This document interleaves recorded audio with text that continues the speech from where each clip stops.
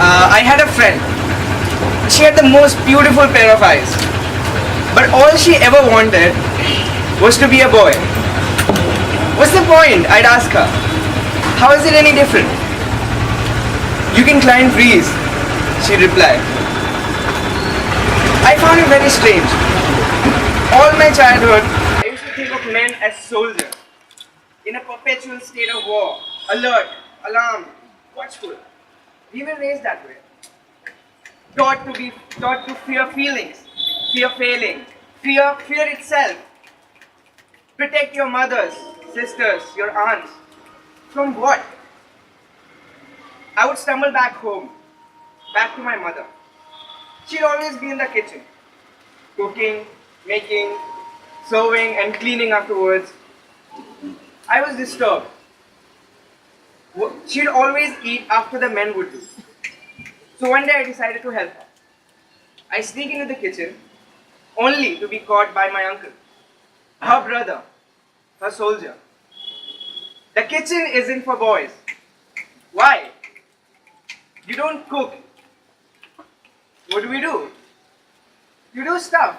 You climb trees.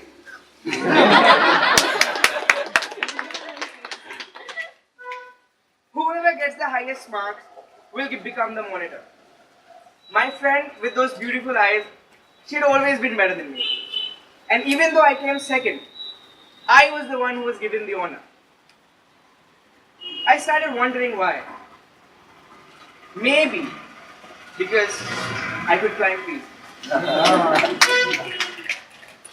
But it wasn't until 7th grade when my friend was catcalled on her way to school by a middle-aged man. Then I realized what was a soldier boy's call. I realized that we, the boys, the men, the soldiers, we are protecting our mothers, sisters and aunts from nothing but ourselves.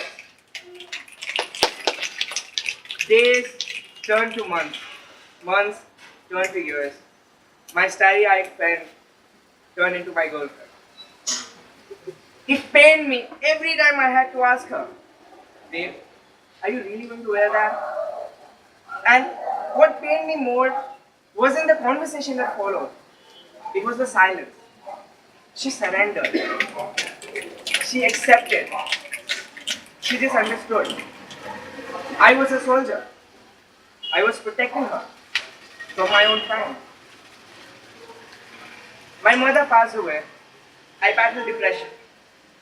My starry-eyed girlfriend helped me through and through.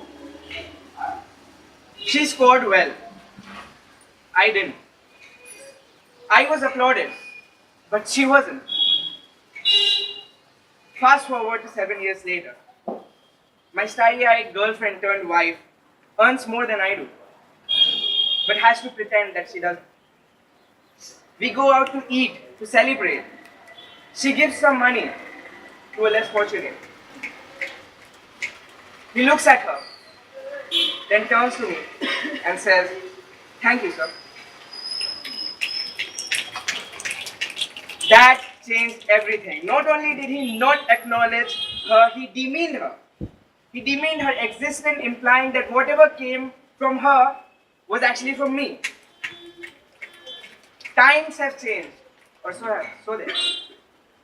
I have 2 starry-eyed girls. The little one is going to be 7 this week, celebrating her 7th birthday, celebrating 7,000 years of patriarchy. I remember my mother, my sisters, my wife, my aunts, every mother, daughter, sister I have ever known, and the hardships they have faced. I don't want the same for my girl, so I'm taking her out.